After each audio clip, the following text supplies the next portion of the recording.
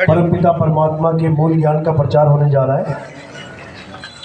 बहुत बड़े भाग होते हैं उन जीवों के जो अपने पूरे जीवन काल में एक बार भी सदगुरु बंदी छोड़ कबीर साहब के इस मूल ज्ञान को सुन पाते हैं, और उससे भी बड़े भाग होते हैं उन जीवों के जो इस मूल ज्ञान को थोड़ा सा भी समझ पाते हैं। क्योंकि आके बैठ के 1 घंटा 2 घंटा सुन के चले जाना बहुत आसान है, लेकिन एक एक बात को समझना, उस पर विचार करना, मनन करना, चिंतन करना, उसको अपनाना, ये बहुत मुश्किल है। लेकिन परमात्मा की कृपा हो जाए, गुरु की दया हो जाए, तो एक एक बात समझ में आने लग जाती है। और जब बात समझ में आ जाती है तो सारे अज्ञान का नाश हो जाता है। तो आज उसी मूल ज्ञान का यहाँ प्रचार किया जाएगा, और मालिक से अरदास करेंगे कि सब जीवों को जहाँ तक ये आवाज़ जा रही है उनको इस ज्ञान की सोझी आए, समझ आए, क्योंकि यही वो ज्ञान है जिसके लिए हम इस संसार में आए हैं। इसी ज्ञान को प्राप्त करने के लिए ये मनुष्य चोला धारण किया है।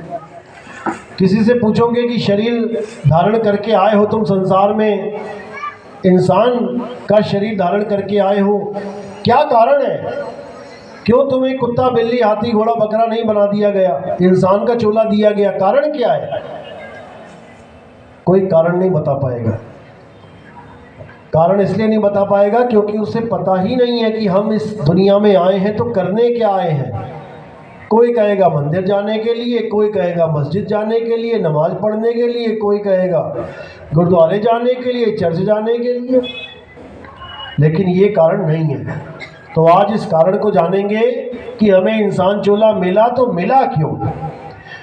तो आज का सत्संग शुरू करने से पहले परमात्मा के नाम पे जयकारा लगाएंगे, फिर सत्संग शुरू करेंगे।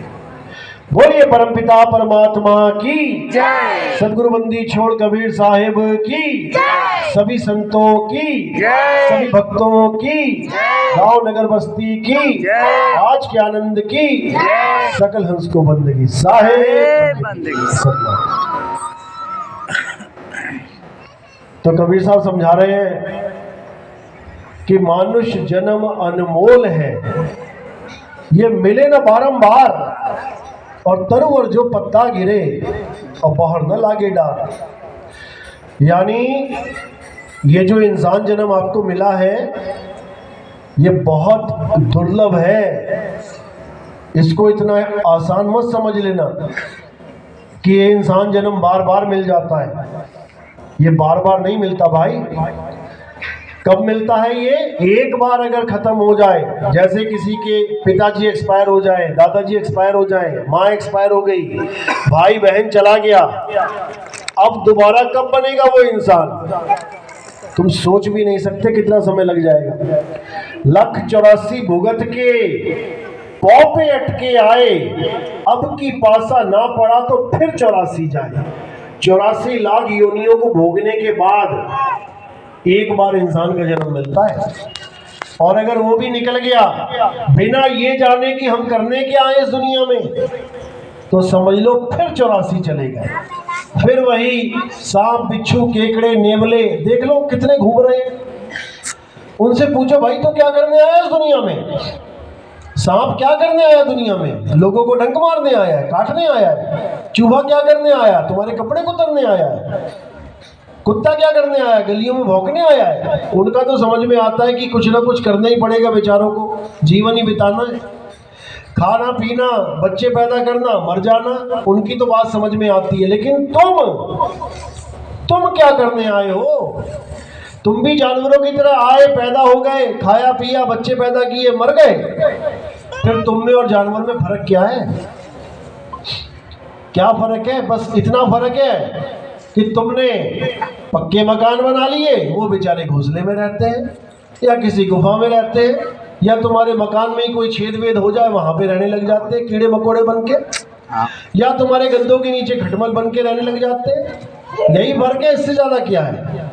या फिर तुमने नौकरियां प्राप्त कर ली, वो बेचारे सुबह से शाम तक खाना ढूंढते हैं, कुत्ते गलियों में ढूंढते हैं, सुअर नाली में ढूंढता है, हिरण जंगलों में हरी घास ढूंढता है, पक्षी उड़ उड़ के दाना ढूंढता है।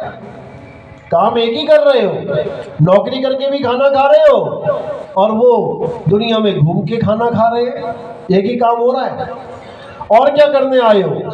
बच्चे पैदा करने आए हो, शादियां हो जाती हैं, बच्चे हो जाते हैं, सूअर के भी हो जाते हैं 20-20 बच्चे एक बार में, क्या बड़ी बात है। तुम्हारे भी बच्चे हो गए, जानवरों के भी बच्चे हो गए, फर्क क्या रहा? उसके बाद वो जानवर भी मर जाते हैं, तुम भी मर जाओ, फर्क क्या रहा? यही फर्क समझना है कि आखिर हमें इंसान जन्म मिला तो मिला क्यों, कारण क्या है, क्यों मिला है इंसान जन्म? हमें भक्ति करने के लिए इंसान जन्म मिला है, भक्ति करने के लिए।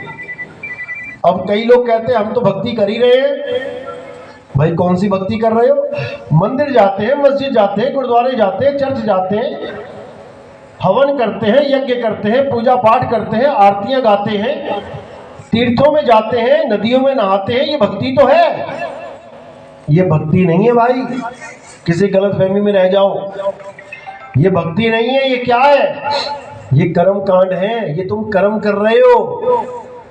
कोई मंदिर में जाके कर्म कर रहा है, कोई मस्जिद में जाके कर्म कर रहा है, कोई गुरुद्वारे में जाके कर्म कर रहा है, कोई चर्च में जाके कर्म कर रहा है, ये कर्म कांड है, यानी तुम कुछ कर रहे हो, ये भक्ति नहीं है। भक्ति का क्या मतलब है?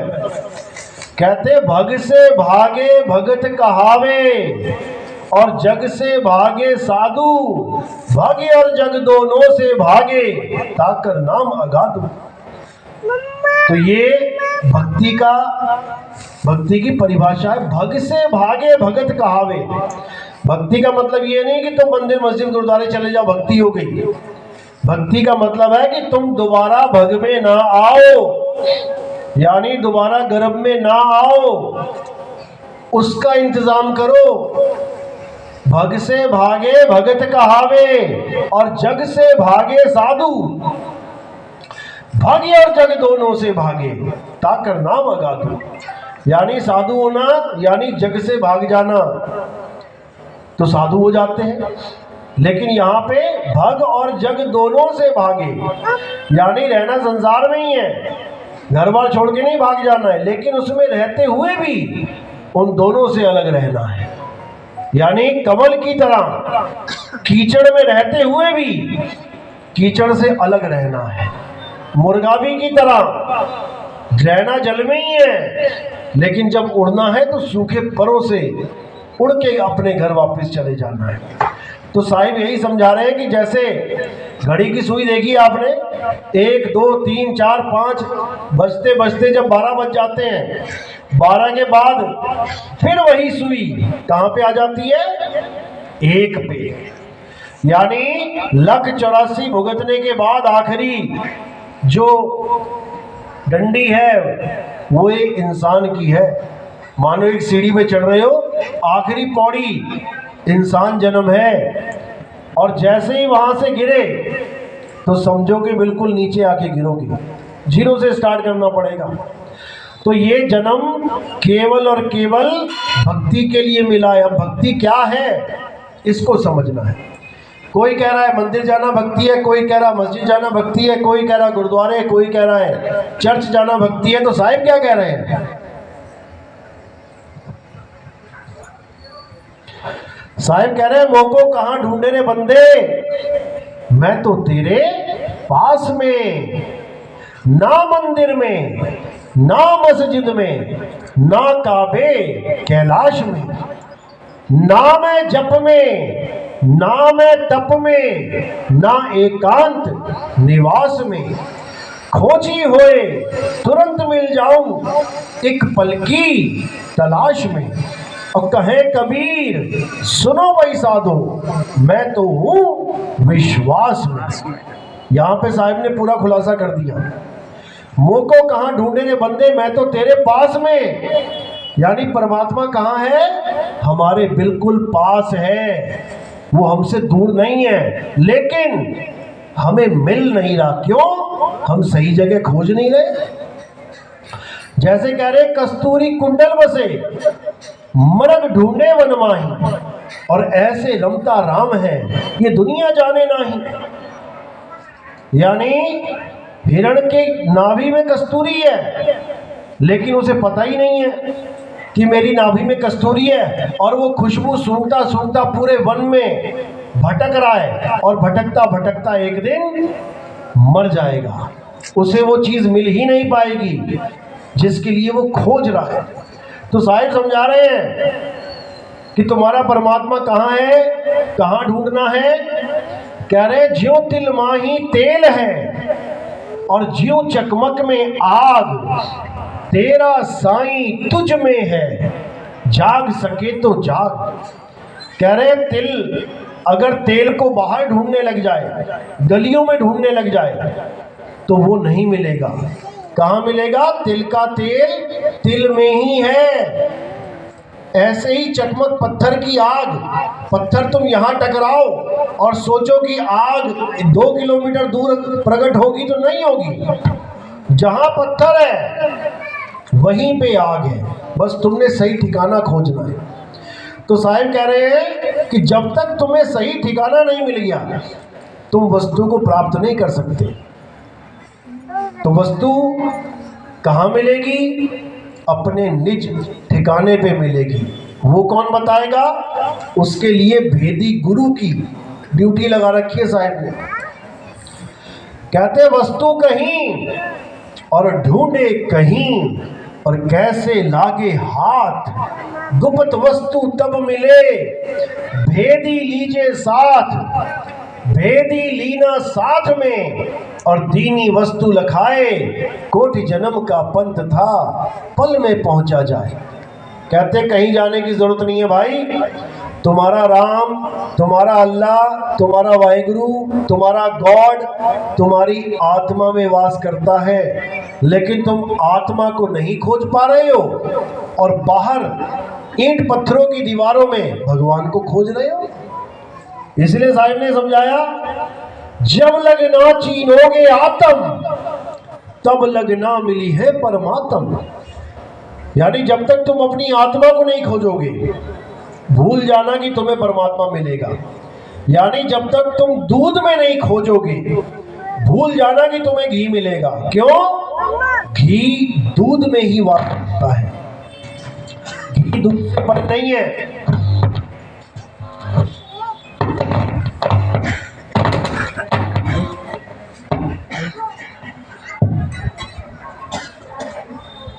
घी दूध से परे नहीं है, दूध में घी छुपा है। लेकिन जब तक कोई भेद बताने वाला ना मिल जाए कि दूध में से घी निकालते कैसे हैं, तब तक भूल जाओगे किसी को भी घी प्राप्त होने वाला है। सारी उम्र दूध ही पियोगे अगर घी निकालना नहीं आता। तो इसलिए साहिब समझा रहे हैं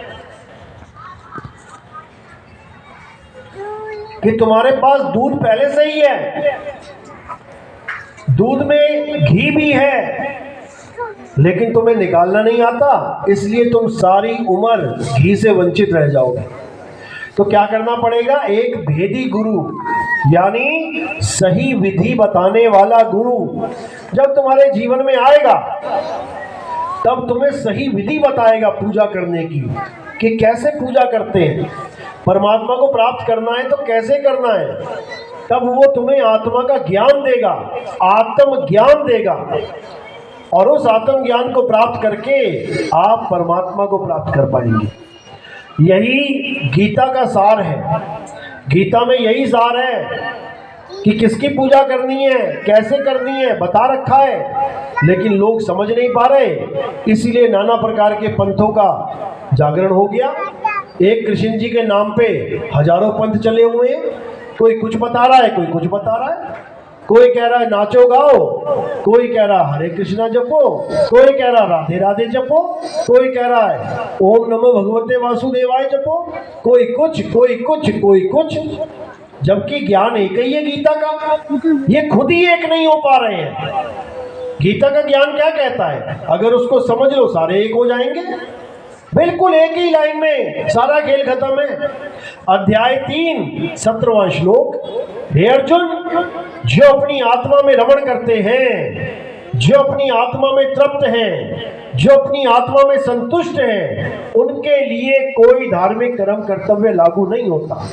एक ही श्लोक में सारा सार निकाल के रख दिया गीता में।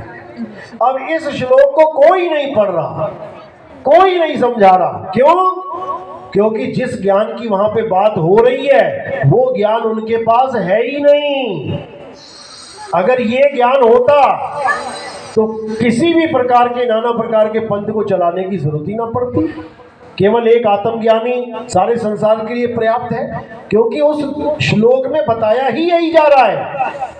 अध्याय 3 17वां श्लोक, हे अर्जुन, जो अपनी आत्मा में रमण करते हैं। बताओ कौन सा मंदिर बताया उन्होंने कि जाओ मंदिर में प्रसाद चढ़ाओ, फूल चढ़ाओ, माला चढ़ाओ, मंत्र जपो, ये करो वो करो? कुछ नहीं, बिल्कुल एक लाइन में सारा सार निकल गया। जो अपनी आत्मा में रमण करते हैं, यानी जो दूध में घी ढूंढते हैं। बताओ उन्हें कहां जाने की जरूरत है? तुम्हारे घर में 1 क्विंटल दूध पड़ा है और तुम 250 ग्राम घी के लिए गली गली भटक रहे हो, तो तुमसे बड़ा बेवकूफ नहीं है कोई संसार में। वो घी कहां मिलेगा? उसी दूध में मिलेगा। लेकिन तुम्हें दूध का ज्ञान ही नहीं है, तो क्या करोगे? उसी हिरण की तरह भटकोगे। तो गीता में यही समझाया जा रहा है। अध्याय 3 17वां श्लोक, हे अर्जुन, जो अपनी आत्मा में रमण करते हैं। रमण तो बाद में करेंगे, पहले हमें आत्मा के बारे में जानना पड़ेगा। आत्मा का नाम सुना है ना सबने? सबने सुना आत्मा का नाम जी। अपनी अपनी आत्मा लेके आए हो सारे जी। किसी की घर तो नहीं छूट गई? नहीं जी। बैठ बैठ के नीचे गिर गई है रात में सोते सोते? सब लेके आए, चेक कर लो एक बार सही ठिकाने पे है। नहीं कर पाओगे क्योंकि आत्मा का ज्ञान ही नहीं है।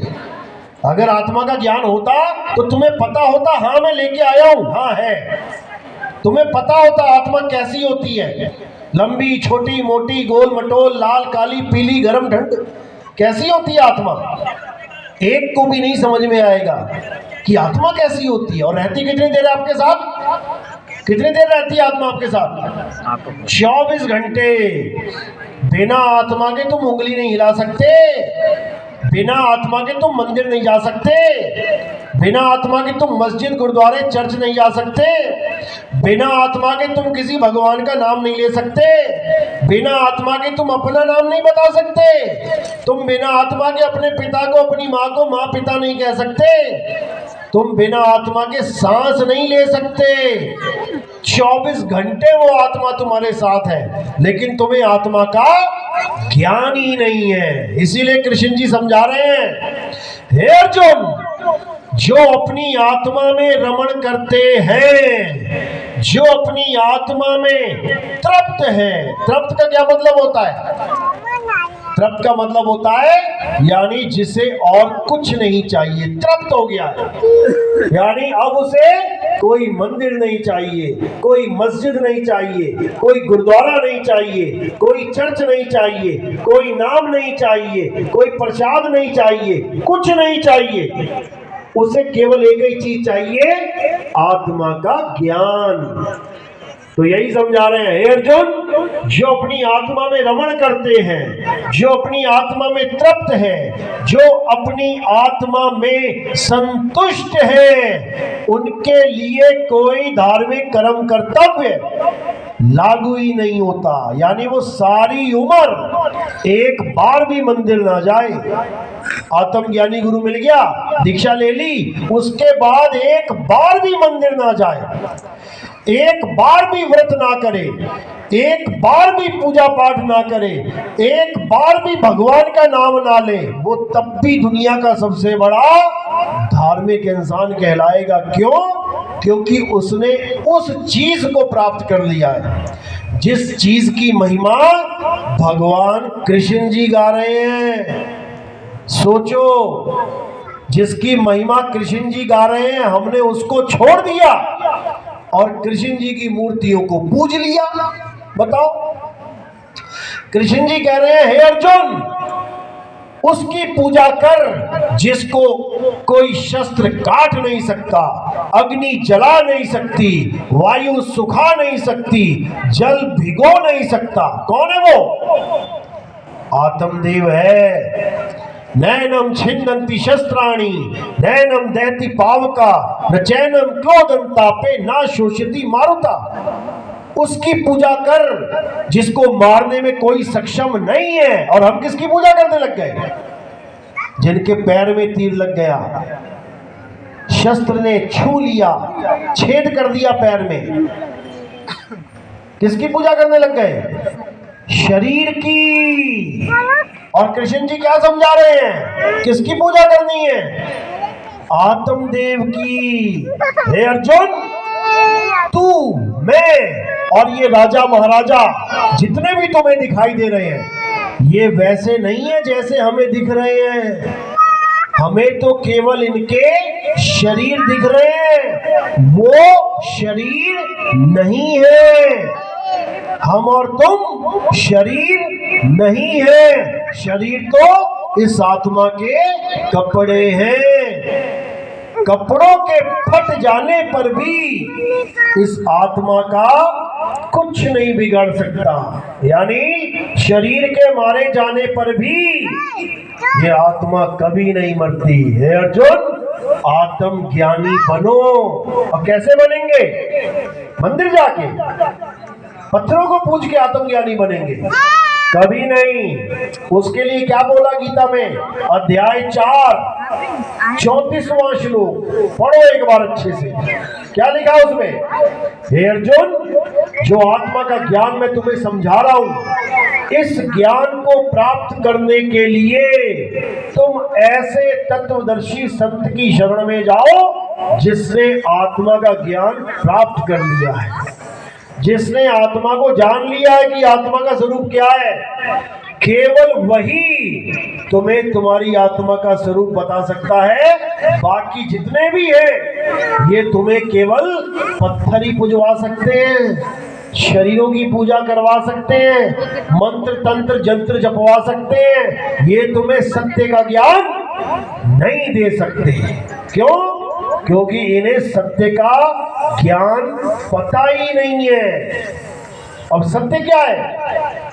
हे अर्जुन, इस दुनिया में दो प्रकार के तत्व हैं, एक असत्य और एक सत्य।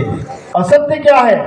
हे अर्जुन, जो पल पल बदलता है, जिसका जन्म और जिसकी मृत्यु हो जाती है, नाश हो जाता है, जो सदा एक सा नहीं रहता, वो असत्य है।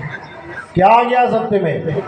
जितने भी शरीर देखो पैदा हो रहे हैं, पल रहे हैं, नाश हो रहे हैं, चाहे वो एक इंसान का है, चाहे वो जानवर का है, चाहे वो किसी पेड़ पौधे का है, चाहे वो देवी देवताओं का है। कोई भी शरीर जो पैदा हो रहा है, पल रहा है, उसका नाश निश्चित है। तो वो क्या हुआ? सत्य है असत्य? असत्य है।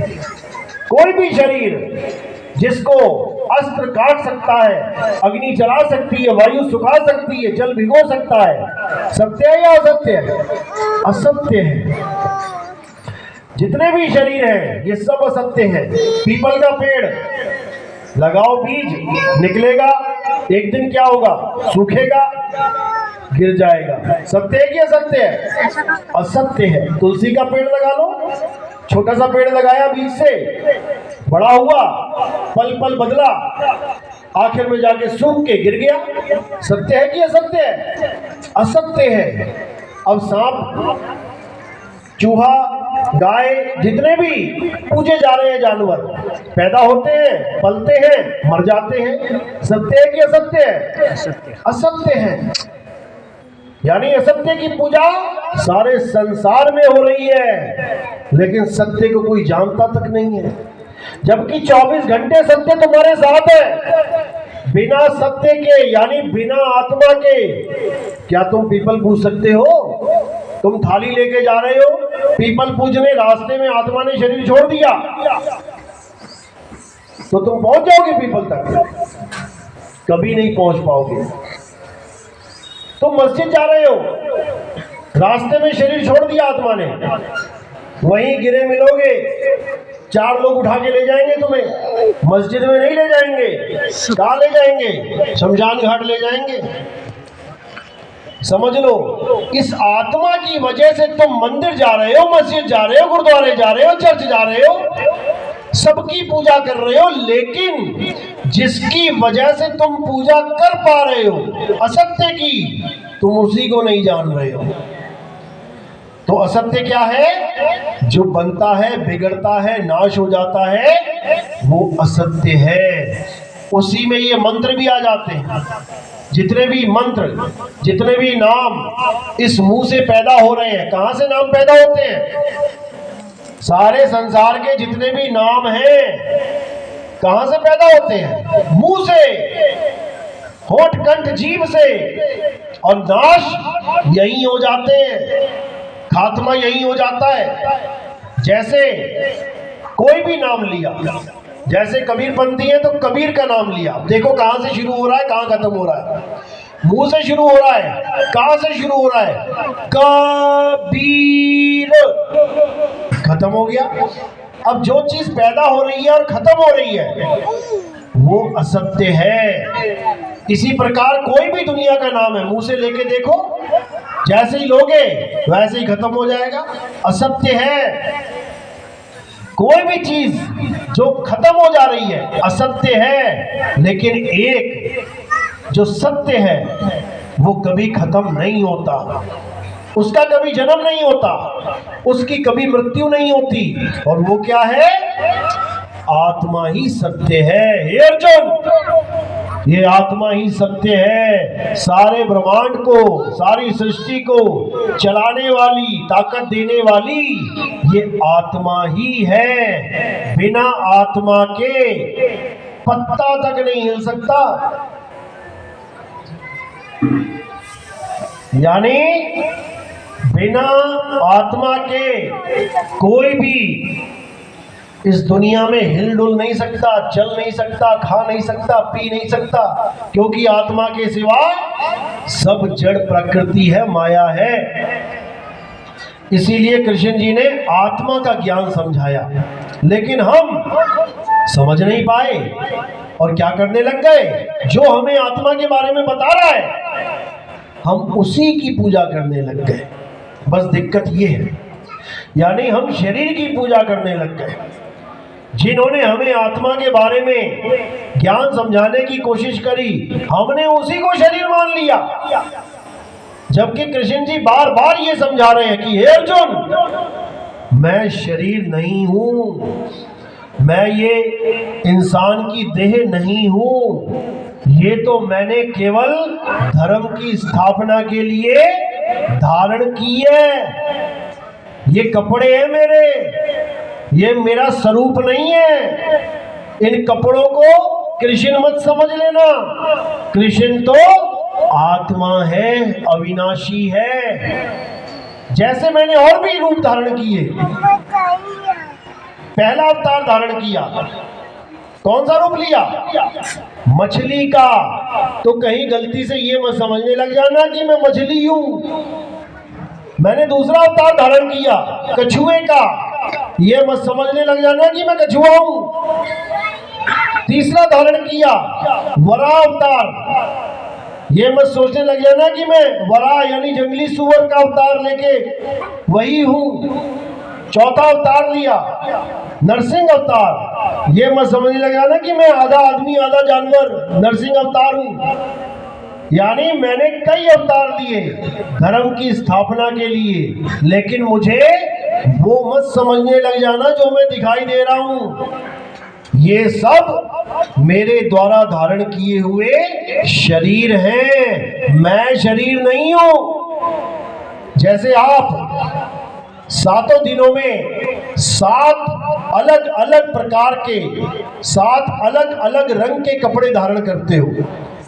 सोमवार को सफेद साड़ी पहन ली, सफेद पैंट कमीज पहन ली, मंगलवार को लाल पहन ली, बुधवार को पीली पहन ली, आगे गुलाबी संतरी पहन ली। इसका मतलब ये नहीं कि तुम्हारे रंग बदल रहे हैं रोज ही, तुम एक जैसी ही हो सातों के सातों दिन, लेकिन केवल तुम्हारे कपड़े बदल रहे हैं। अब लोग तुम्हें नहीं देख पा रहे हैं, तुम्हारे कपड़ों को देख के तुम्हारा स्वरूप बता रहे हैं कि कृष्ण जी कैसे हैं। कृष्ण जी काले हैं, अरे वो कपड़े काले हैं उनके, कृष्ण जी काले नहीं है। राधा कैसी है? राधा गोरी है, अरे उसके गोरे कपड़े हैं, वो गोरी नहीं है। यानी हमारे शरीर हैं काले, भूरे, गुलाबी। देखो कैसे कैसे, बर्फ में चले जाओ तो एकदम गुलाबी कलर हो जाता है, सफेद है, भूरे हैं, देखो कैसे कैसे रंग है शरीरों के। इसका मतलब ये नहीं कि हम वैसे हो गए। इसी गली में देख लो मकान कैसे हैं, अलग अलग रंग के, किसी ने हरा करवा लिया, किसी ने पीला, किसी ने गुलाबी, किसी ने नीला। इसका मतलब ये नहीं कि जैसा मकान है अंदर से वैसी रंग का आदमी निकलेगा। काले मकान से काला आदमी निकला तो पीले मकान से पीला आदमी निकलेगा, ऐसा नहीं है। यानी आत्म रूप में हम सब समान हैं, एक से हैं, लेकिन बाहर से जो कपड़े पहन रखे हैं, जो शरीर है, वो सब अलग अलग है। जैसे पानी, तुम एक पानी अलग अलग कलर के मटकों में रख लो, गुलाबी घड़ा, हरा घड़ा, पीला घड़ा, नीला घड़ा, तरह तरह के घड़ों में पानी रख लो, घड़े अलग अलग दिखेंगे तुम्हें, लेकिन जब तुम पानी देखोगे तो पानी सब में एक सा दिखेगा। बस इसी प्रकार कृष्ण जी समझाने की कोशिश कर रहे हैं कि मैं, तू और ये सब राजा महाराजा तो दिखाई दे रहे हैं संसार में, ये सब केवल दृष्टि मात्र से हमें अलग अलग दिख रहे हैं, लेकिन जब इनके असली स्वरूप को देखोगे तो हम सब अमर हैं। शरीर तो मारे जाएंगे, लेकिन हम में से एक भी खत्म नहीं होगा। दुर्योधन भी अमर है, शकुनी मामा भी अमर है, सब के सब अमर हैं। रावण भी अमर है, राम भी अमर है, कंस भी अमर है, भस्मासुर भी अमर है, सब के सब अमर हैं। लेकिन शरीर मारे जाते हैं, इसलिए हम सोचते हैं राम ने रावण को मार दिया, कृष्ण जी ने कंस को मार दिया। हम इन शरीरों के चक्कर में उलझ जाते हैं, जबकि हम सब अमर हैं। चींटी से लेके हाथी तक सब अमर हैं, और गाते भी हैं भजनों में, ईश्वर अंश जीव अविनाशी। बोल तो दिया अविनाशी, मतलब भी समझा कभी इसका? अविनाशी का मतलब